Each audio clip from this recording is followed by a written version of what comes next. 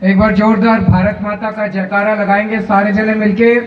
भारत माता की इनकलाब इनकलाब, वंदे वंदे। आज यहाँ आए हुए सभी भाइयों बहनों, माताओं, बुजुर्गों, बच्चों, आप सब लोगों को मेरा नमस्कार, सबको मेरा प्रणाम। सबसे पहले मैं माफ़ी मांगता हूं आप सब लोगों से लेट आने के लिए। एक दिल्ली हाई कोर्ट के जज साहब हैं, उनका हार्ट अटैक होने से मौत हो गई थी, वहां जाना मुझे पड़ा।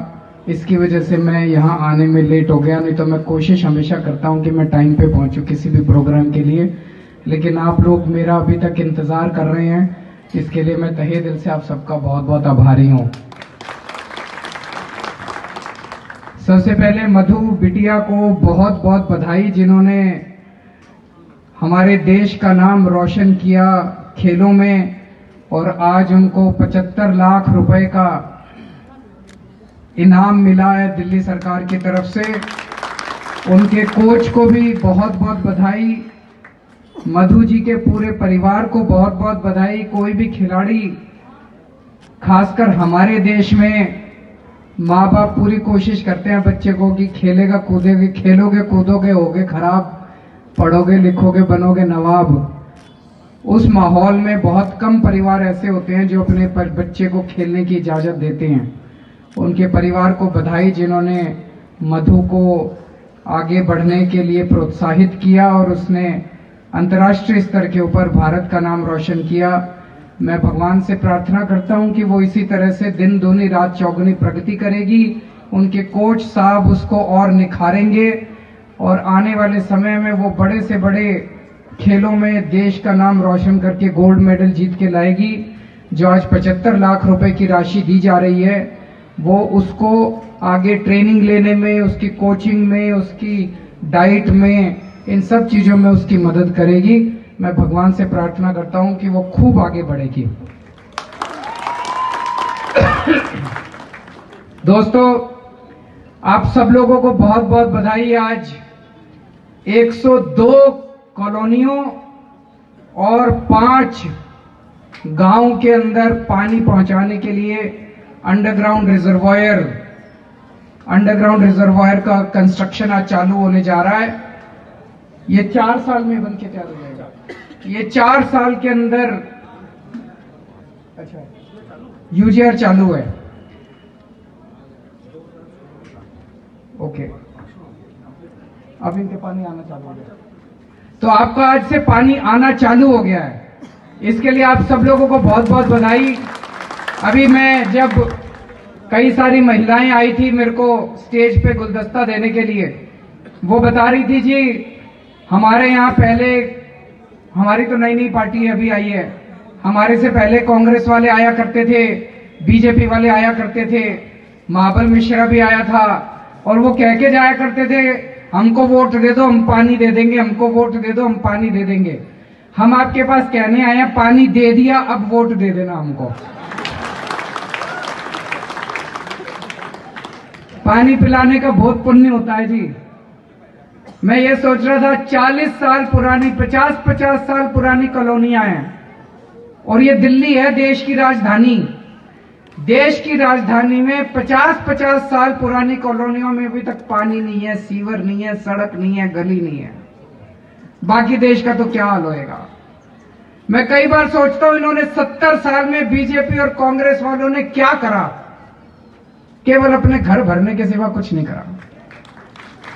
गलत तो नहीं कह रहा भाई साहब? उतना ही पैसा हमारे पास है, हमने कोई टैक्स नहीं बढ़ाया 4 साल में। उतना ही पैसा उनके पास था जब शीला दीक्षित जी की 15 साल सरकार थी, उसके पहले बीजेपी की सरकार थी। हमने कोई नया टैक्स नहीं बढ़ाया, उतना ही पैसा टैक्स का है।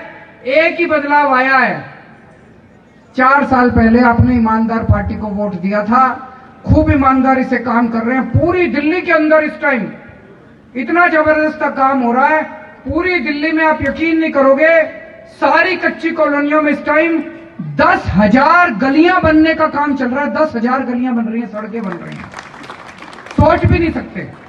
10,000 गलियां, गलियों के अंदर नालियां और नालियों के साथ साथ सीवर, ये तीनों काम सारी कच्ची कॉलोनियों में चल रहे हैं। जहां जहां पीने का पानी नहीं है, पाइपलाइन बिछा रहे हैं पूरी दिल्ली के अंदर, जगह जगह कॉलोनियों में पाइपलाइन बिछा रहे हैं। जैसा अभी कैलाश जी ने बताया, हमारे से पहले 70 साल में नजफगढ़ विधानसभा में 200 किलोमीटर की लाइन पड़ी और हमारे 4 साल के अंदर 400 किलोमीटर की लाइन पड़ गई।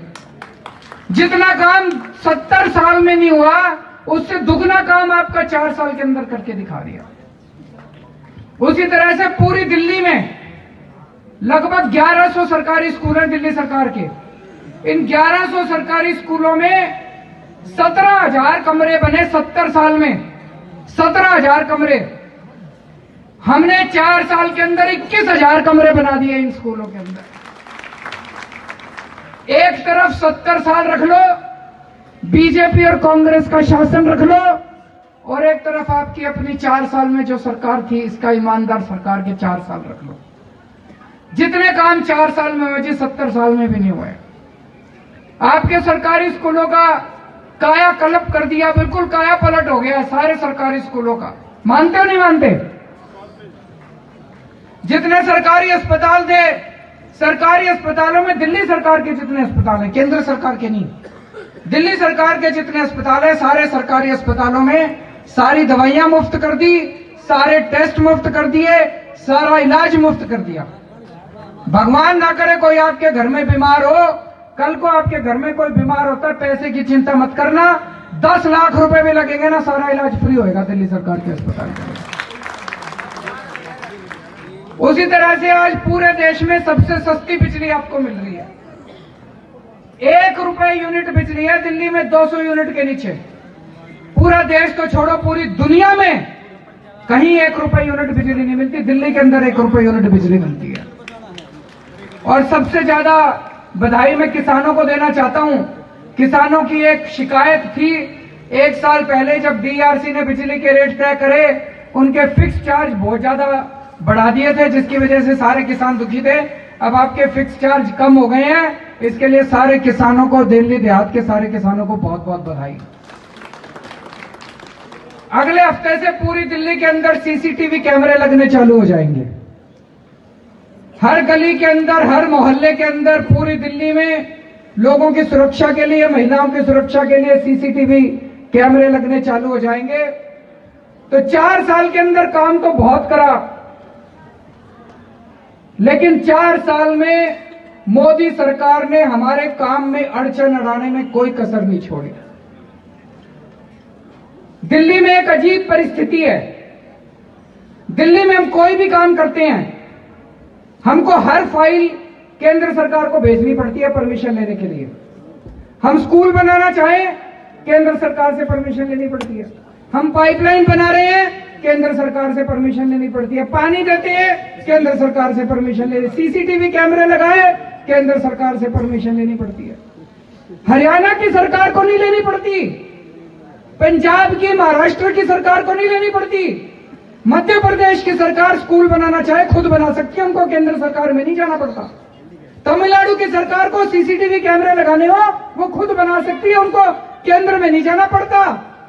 आंध्र प्रदेश की सरकार को अस्पताल बनाने हो, उन खुद बना सकते हैं, उनको केंद्र में नहीं जाना पड़ता।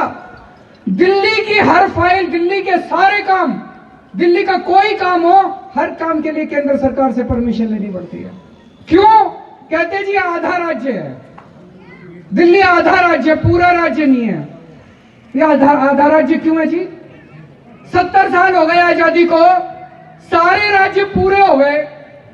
तमिलनाडु पूरा राज्य हो गया, महाराष्ट्र पूरा राज्य हो गया, मध्य प्रदेश पूरा राज्य हो गया, हरियाणा पूरा राज्य हो गया, पंजाब पूरा राज्य हो गया। दिल्ली वालों में कौन सी कमी है जी? हम देशभक्त नहीं है? हम टैक्स नहीं देते? दिल्ली वालों में क्या कमी है? दिल्ली आधा राज्य क्यों है? दिल्ली पूरा राज्य क्यों नहीं है? दिल्ली के लोग अपनी सरकार चुनते हैं। दिल्ली के लोग कहते हैं केजरीवाल जी स्कूल बनाओ, हमने आपको चुना है। अब केजरीवाल को मोदी जी के पास जाना पड़ता है। अब मोदी जी देते नहीं, परमिशन ही नहीं देते। सीसीटीवी कैमरे लगाने थे आपके, 3 साल तक फाइल लेके बैठे रहे। मनीष सिसोदिया जो आपके उप मुख्यमंत्री हैं, वो और सतिंदर जैन, उनको 10 दिन तक एलजी हाउस के अंदर घुस के भूख हड़ताल करनी पड़ी। 10 दिन तक दोनों भूखे रहे, तब एलजी ने जाके फाइल पे साइन करे। सीसीटीवी पास कराने के लिए 10 दिन भूखे रहना पड़ा। ऐसे कैसे सरकार चलेगी बताओ? आपने सरकार चुनी, आपने केजरीवाल को चुना, आप मेरे पास आते हो, आप कहते हो जी केजरीवाल जी स्कूल चाहिए, पानी चाहिए, बिजली चाहिए। मैं आपसे पूछना चाहता हूं मेरे पास पावर होनी चाहिए कि नहीं होनी चाहिए? आप कहते हो केजरीवाल जी ये करो, मैं ऑर्डर दूं और होना चाहिए, वो होना चाहिए कि नहीं होना चाहिए? ये केंद्र सरकार कौन होती है? हमारे ऊपर फिर अंग्रेज आके बैठ गए। तो बड़ी मुश्किल से अंग्रेजों को भगाया था 1947 में, ये फिर आके ऊपर बैठ गए। तो हमारे में क्या कमी है? 70 साल से दिल्ली वालों का शोषण हो रहा है, खून चूस रही है केंद्र सरकार। आप लोग इनकम टैक्स देते हो कि नहीं देते? सारे दिल्ली वाले इनकम टैक्स देते हैं। 1.5 लाख करोड़ रुपए का इनकम टैक्स देते हैं दिल्ली वाले। 1.5 लाख करोड़।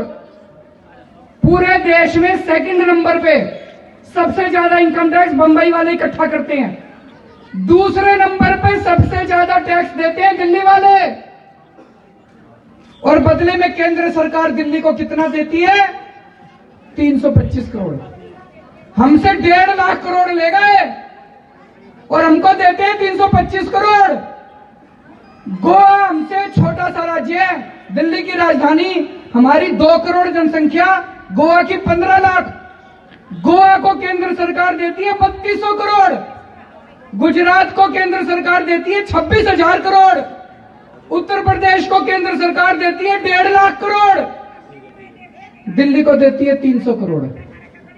और सबसे ज्यादा टैक्स देते हैं हम। खून चूस रखा है हमारा। इतनी से तो अंग्रेजी अच्छे थे जी। अंग्रेजों से क्या दुश्मनी थी हमारी?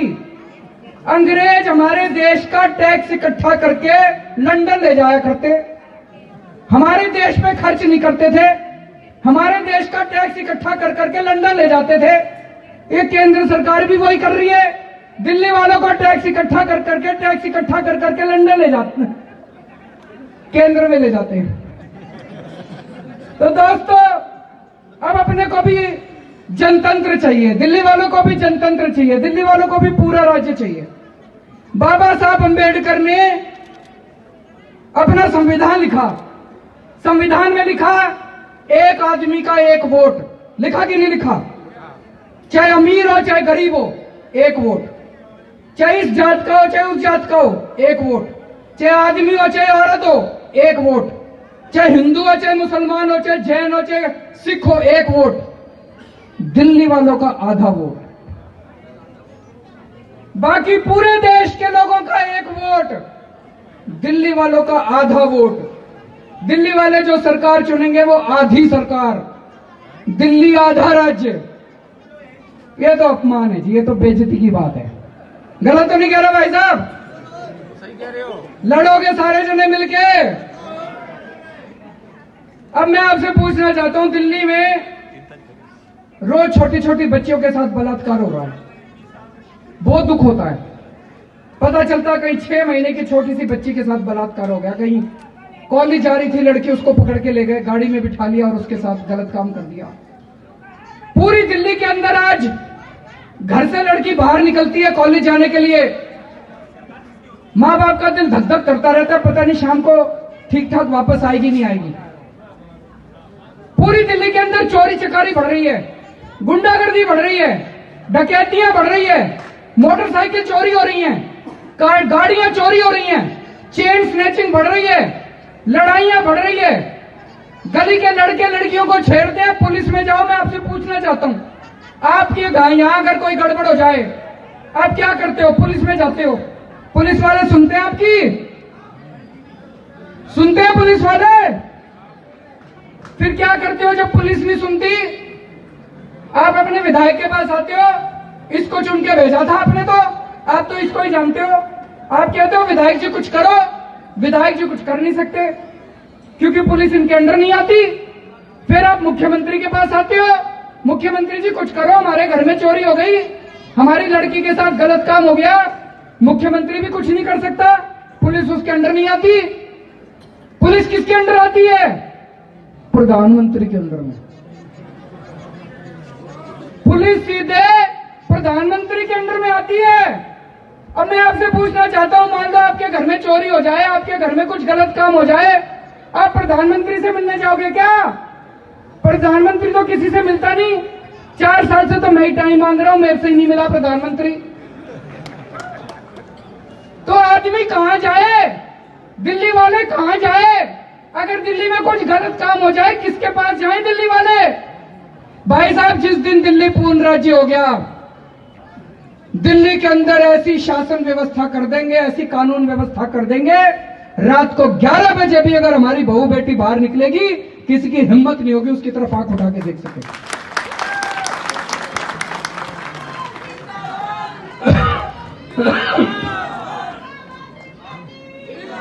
और करके दिखाया है।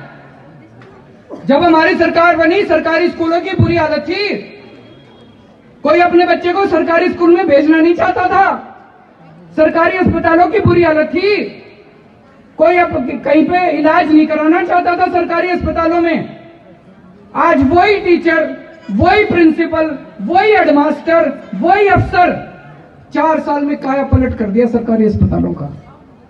वही डॉक्टर, वही अफसर, वही नर्सें 4 साल के अंदर काया पलट कर दिया सरकारी अस्पतालों का। अगर सरकारी स्कूल और सरकारी अस्पताल ठीक कर सकते हैं, जिस दिन पूर्ण राज्य बना, दिल्ली पुलिस को भी ठीक कर देंगे। दोस्तों, दिल्ली पुलिस आपकी सुना करेगी।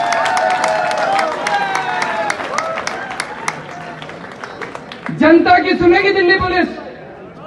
अगर आपकी नहीं सुनेगी, आपको न्याय नहीं मिलेगा थाने में, इनके पास आ जाने, एसएचओ का ट्रांसफर कर देंगे। आपके हिसाब से दिल्ली पुलिस काम करेगी, जनता के हिसाब से दिल्ली पुलिस काम करेगी। आज पूरी दिल्ली में सीलिंग चल रही है। सीलिंग रोकने की ताकत किसके पास होनी चाहिए? आपके मुख्यमंत्री के पास होनी चाहिए।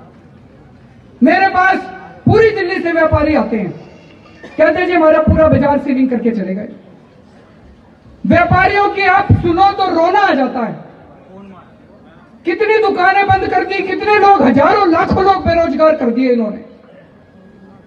मैं 10 बार गया केंद्र सरकार के पास। केंद्र सरकार की पावर है सीलिंग रुकवाने की, केंद्र सरकार कर नहीं रही, उनको कोई इंटरेस्ट ही नहीं दिल्ली के अंदर। मैं 10 बार गया व्यापारियों को लेके केंद्र सरकार के पास। मैं बहुत गिड़गिड़ाया कि मेरे व्यापारियों को बचा लो, दुकानें सीलिंग हो रही है, बहुत लोग बेरोजगार हो रहे हैं, इतने लोग बेरोजगार हो गए, दिल्ली में कानून व्यवस्था बिगड़ जाएगी। नहीं मानी केंद्र सरकार। 1 लाइन का कानून पास करना था केंद्र सरकार को। अगर ऑर्डिनेंस पास कर देती केंद्र सरकार, आज दिल्ली के अंदर सीलिंग नहीं होती। दोस्तों, जिस दिन दिल्ली पूर्ण राज्य बनेगी, 5 मिनट के अंदर दिल्ली में सीलिंग बंद करा देंगे। मजाल किसी की जो सीलिंग कर देगी दिल्ली के अंदर। आज चारों तरफ इतनी बेरोजगारी है, लोगों के पास काम नहीं है, युवाओं के पास काम नहीं है। सरकार का काम होना चाहिए और दुकानें खोले, और दुकानें खोले, और नई नई दुकानें खोले, नए नए बाजार बनाए। और सरकार अगर सीलिंग करने लग जाएगी तो जनता कहां जाएगी जी? रोजगार कौन देगा फिर उसको? तो दोस्तों, जिस दिन पूर्ण राज्य बनेगा, पूरी दिल्ली के अंदर खूब नए नए बाजार खोलेंगे, खूब नई नई दुकानें खोलेंगे और दिल्ली के अंदर सीलिंग बंद कराएंगे। आज मैं पूछना चाहता हूं, अपने दिल्ली में अगर किसी के घर में 12वीं क्लास में किसी के बच्चे के 95% नंबर आ जाएं,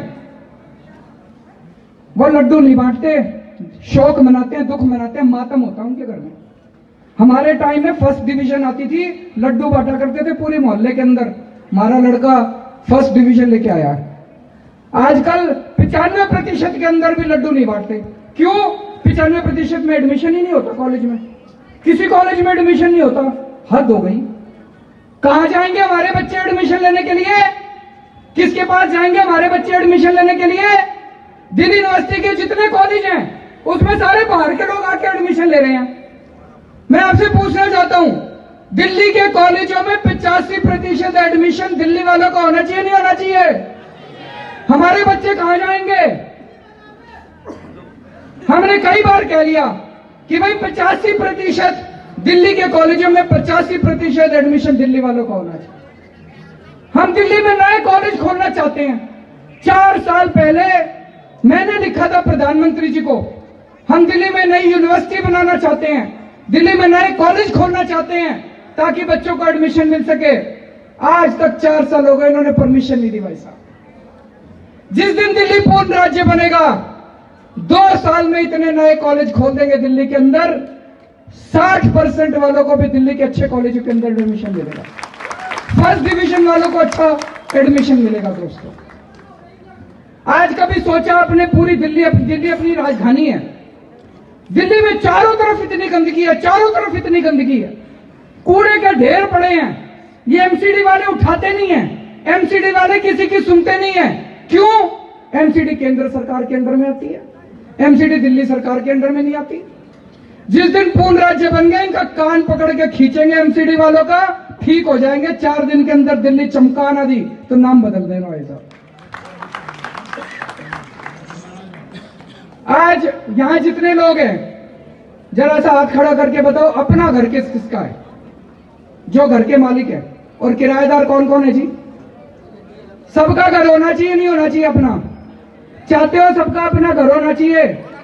ये डीडीए बनाई थी, ये डीडीए इसी वास्ते बनाई थी कि दिल्ली के हर नागरिक के लिए एक घर बना के देगी, गरीबों के लिए, मिडिल क्लास वालों के लिए घर बना के देगी।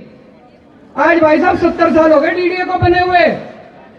डीडीए केवल बिल्डरों का माफिया बनी हुई है, माफिया का अड्डा बनी हुई है, भ्रष्टाचार का अड्डा बनी हुई है। प्लॉट काट काट कर बिल्डरों को देते हैं, बस ये पैसे इकट्ठे करते हैं और ऊपर केंद्र सरकार में सारा पैसा पहुंचाते हैं।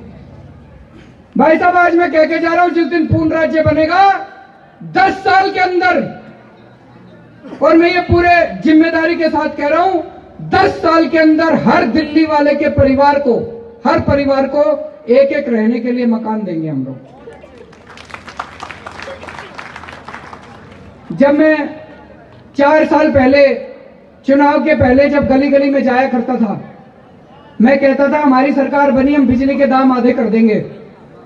ये विरोधी पार्टियां मेरा मजाक उड़ाती थी, कहती थी केजरीवाल झूठ बोल रहा है। मीडिया वाले मेरा मजाक उड़ाया करते थे, बोले केजरीवाल झूठ बोल रहा है। मैंने सारी कैलकुलेशन कर रखी थी, सरकार बनने के 1 महीने के अंदर आपके बिजली के रेट आधे कर दिए थे। करे थे नहीं करे थे? आज भी पूरी जिम्मेदारी के साथ कह के जा रहा हूं, जिस दिन पूर्ण राज्य बना, 10 साल के अंदर दिल्ली के हर परिवार को, दिल्ली का जो वोटर है, दिल्ली के हर परिवार को एक एक मकान उनके लिए बना के दे देंगे दोस्तों। और जितने कच्चे कर्मचारी हैं उनको हम पक्का करना चाहते हैं, जितने ठेके पे काम कर रहे हैं कर्मचारी, उनको हम पक्का करना चाहते हैं। 10 बार मैंने खुद ऑर्डर कर दिए कच्चे कर्मचारियों को पक्का करने के, कैबिनेट ने पास कर दिया कच्चे कर्मचारियों को पक्का करने का, केंद्र सरकार करने नहीं दे रही। अब ये तो पावर होनी चाहिए आपकी चुनी हुई सरकार को कच्चे कर्मचारियों को पक्का करने की, ये भी पावर नहीं दे रखी। तो दोस्तों, अपने को सबको मिलके अब पूर्ण राज्य की लड़ाई लड़नी है। 4 साल पहले जब हम चुनाव लड़े थे, नई नई पार्टी थी, कोई नहीं जानता था, सबको बस एक ही भरोसा था, ये केजरीवाल ईमानदार है और बड़ी हिम्मत है, इसमें डरता नहीं है किसी से। यही था ना जी, बाकी तो कोई नहीं जानता था हमको। 4 साल पहले कौन जानता था केजरीवाल को? उस टाइम आपने अपना वोट बड़ी समझदारी के साथ दिया था, आपने बीजेपी कांग्रेस को नहीं दिया था। उस टाइम सारे जने कह रहे थे इनकी आम आदमी पार्टी वालों की जमानत जब्त होएगी, कोई जानता ही नहीं था। लेकिन दिल्ली वालों ने क्या सूझबूझ से अपना वोट दिया, कांग्रेस का तो सुपड़ा साफ कर दिया, और उस मोदी की हवा में 3 सीट दी बीजेपी को, 67 सीट आम आदमी पार्टी को, 67 सीट। दुनिया में आपने इतिहास रचा था।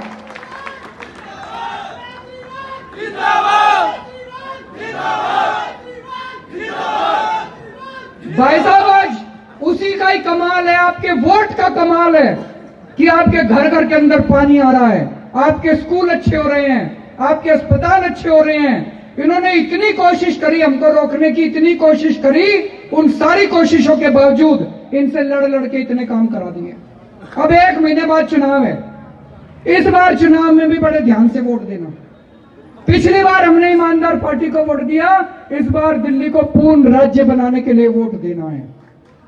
बीजेपी वालों ने आपको मोदी जी ने खुद 2014 के चुनाव के पहले बोला था 7 एमपी मेरे दे दो, मैं दिल्ली को पूर्ण राज्य बना दूंगा। मोदी जी ने झूठ बोला। 5 साल हो गए, दूसरा चुनाव आ गया, मोदी जी ने नहीं करा। कांग्रेस ने बार बार बोला 7 एमपी दे दो, हम पूर्ण राज्य बना देंगे। कांग्रेस ने भी झूठ बोला। 2 बार आपने उनके 7 एमपी बनाए, उन्होंने नहीं करा। इस बार केजरीवाल आपके सामने आके बोल रहा है 7 एमपी हमको दे दो, 2 साल के अंदर इनसे पूर्ण राज्य छीन के ले लेंगे हम लोग, आप लोगों के साथ मिलकर देश को। इस बार ये प्रधानमंत्री बनाने के चक्कर में मत पड़ जाना।